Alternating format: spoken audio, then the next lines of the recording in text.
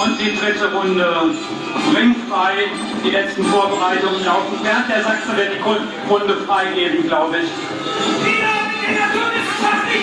Und es geht los. Reißt die Gesetze ein! Da wo sie bestehen, macht sie klein, zertrampelt sie!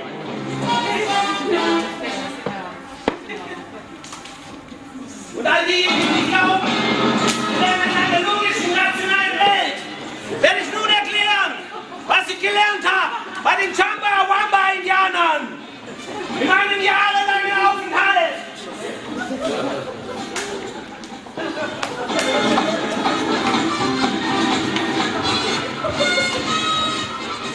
Es gibt keine Gesetze. Sie sind nur dann glaubwürdig, wenn wir sie befolgen. Herr Ringrichter, stimmt das? Falsche Tonlage, tut mir leid. Der Gürtel ist nicht richtig angebracht. Ich habe in letzter Zeit viel geübt, deswegen das Regenwetter.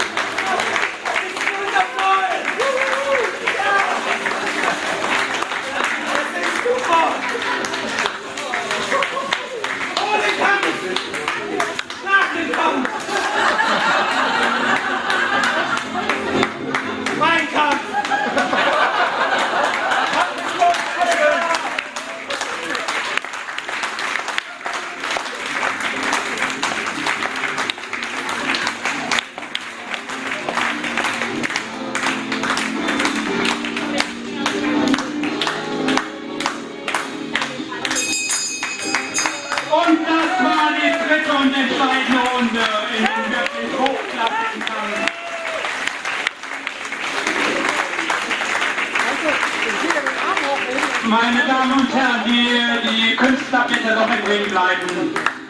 Ich denke, Sie sind meiner Meinung nach ein hochklassiges erstes Halbfinale hier erlebt zwischen Heidrun, Apoll und Helmut. Ganz fair die Geste hier von Van der Buchholz.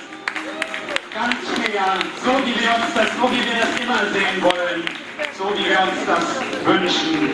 Und während die Jury noch brütet über ihr Urteil, ja, die sind immer fertig, jetzt ja. Die Jury ist unglaublich schnell.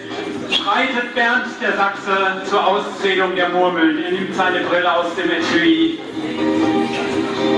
Und er hat in die Murmeldosen reingeguckt.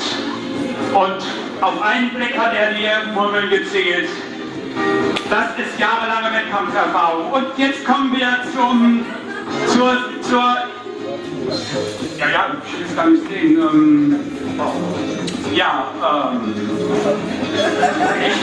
Okay, dann soll ich es machen? Nee, du musst es machen. Ja. Und Bernd der Sachse, Sieger nach Punkten im ersten Halbfinale zwischen Heidrun, Apoll und Helmut van der Buchholz. Helmut van der Buchholz. Ein extra Applaus für Heidrun Apoll, ein tolles Halbfinale, ein Neuling bei der Kunst-WM.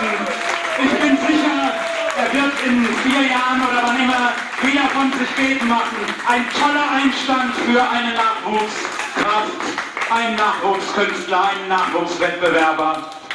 Wer hätte das gedacht, dass er gleich ins Halbfinale kommt? Bei seinen ersten Kunstweltmeisterschaften. Damit war nicht zu rechnen. Heidrun Apoll aus Ludwigsburg. Aber vergessen wir nicht, Van der Buchholz hatte ein Heimspiel. Ach so, ja, das ist aber mehr die Jury, ja. Also es liegt ja an der Jury, nicht am Heimspiel. Auf jeden Fall eine tolle Leistung von der Buchholz. Mit seinen Bildern hat er sich